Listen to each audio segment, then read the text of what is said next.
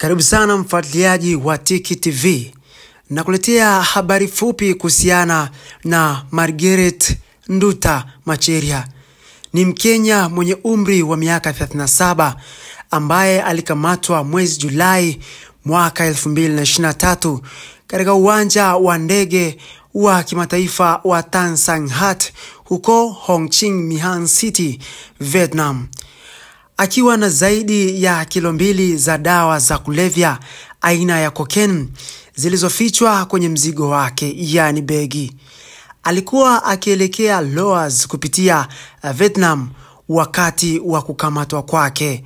Mnamo March 6, 2025, mahakama ya mjini Ho Chi Minh iliyomhukumu kifo cha kosa la kusafirisha madawa ya kulevya na adhabu iliyotekelezwa kwa sindano ya sumu kulingana na sheria kali za Vietnam dhidi ya uhalifu wa dawa za kulevya. Familia ya Nduta pamoja na Wakenya wengine, yani ndugu majamaa, wamekuwa wakiomba serikali ya Kenya kuingilia kati ili kuokoa maisha yake. Wanasiasa na wananchi wameeleza wasiwasi wao kuhusu hukumu hiyo na wameiomba msaada wa kidiplomasia kuzuia utekelezaji wa adhabu hiyo.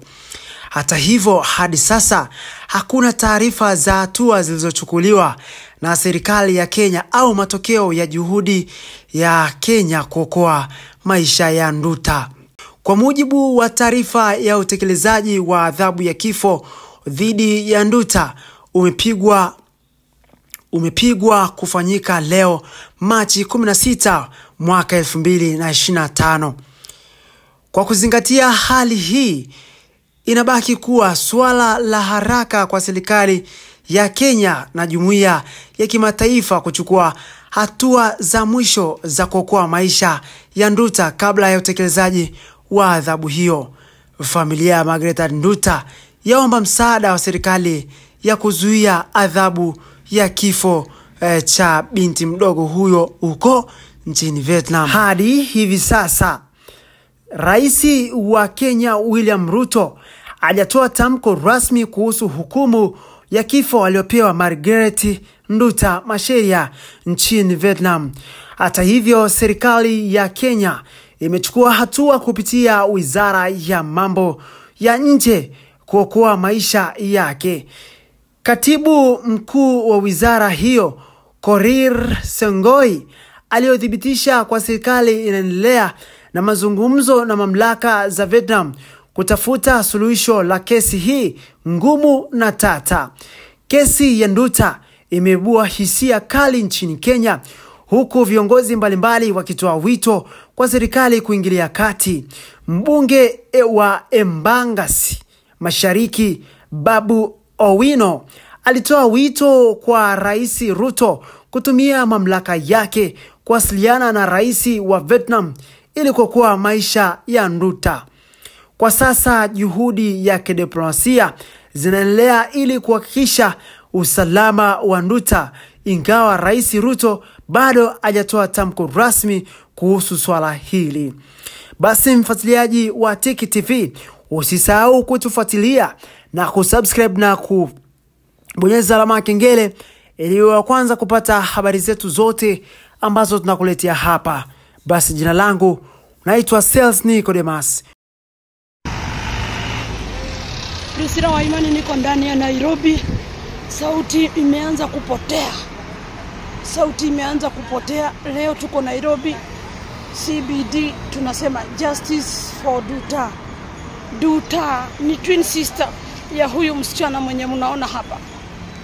Huyo mtoto alidauka asubuhi na mapema, siku moja kawaida tu venye huo unaenda kujitafutia. Akapatana na agent mmoja, ambapo huyo agent alimwambia anampelekea Saudia. Na sasa alimpitishia wapi? Ethiopia. Kuenda Ethiopia alikaa 10 days, alafu inasemekana ati akabaiwa bag. Kumbe hiyo bag ilikuwa imewekwa madawa za kulevya aina ya cocaine. So msichana akaenda akaambiwa atafika kwanza Vietnam. then aende Saudia. Kumbe ilikuwa imehoye. Guys, wacheni ni kama kuna wakati tunahitaji Mungu ni saa hii. Huyo msichana alipoenda Vietnam, imagine kumbe kwa bagi yake kulikuwa kumewekwa hizo madawa za kulevya. So msichana, habari za muda huu mfuatiliaji wa Tiki TV popote pale ulipo ndani ya Tanzania. Basi habari za kitaifa kuhusiana na pale nchini Kenya zinasema kwamba raia wa Kenya Margaret Nduta Macharia mwenye umri wa miaka 37 twin sister wake, hii familia hawakurangi, hawalarangi la kibiashara ya dawa za kulevya. Basi miongoni mwa habari ambayo imeshika vichwa vikubwa vya habari vya pale nchini Kenya na Afrika kwa ujumla ni kuhusiana na hii habari ya mwanadada Margaret Nduta Macharia mwenye umri wa miaka 37 ambaye anatarajiwa kunyongwa nchini Vietnam mnamo Jumatatu Machi 17 siku ya kesho 2025 baada ya kupatikana na hatia ya kusafirisha madawa ya kulevya. Margaret alikamatwa mwaka 2023 katika uwanja wa ndege wa kimataifa wa Noi by Hanoi akiwa na kilogramu 2 za cocaine. Kwa mujibu wa sheria kali za Vietnam kuhusu dawa za kulevya, mtu yeyote anayepatikana na zaidi ya gramu 600 za heroin au zaidi ya kilo 2.5 za methamphetamine basi anakabiliwa na adhabu ya kifo. Tangu kutiwa hatiani, juhudi za kidiplomasia kutoka kwa serikali ya Kenya na mashirika ya haki za kibinadamu zimekuwa zikifanyika ili kuokoa maisha yake, lakini hazijazaa matunda. Vietnam ni miongoni mwa mataifa yenye sheria kali zaidi dhidi ya biashara ya madawa ya kulevya, na kesi kama hizi mara nyingi huishiwa kwa adhabu ya kifo. Hadi sasa familia ya Margaret na mashirika ya haki za kibinadamu duniani yanaendelea kushinikiza serikali ya Kenya kufanya jitihada za mwisho kuokoa maisha yake.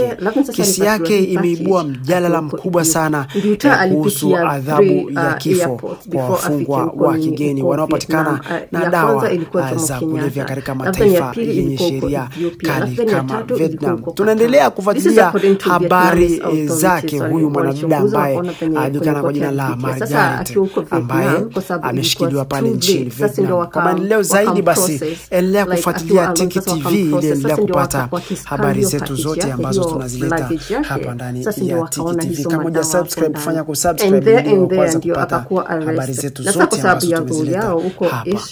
Ukishikwa ukiwa na madawa, the punishment ni kunyongwa. But I hope hata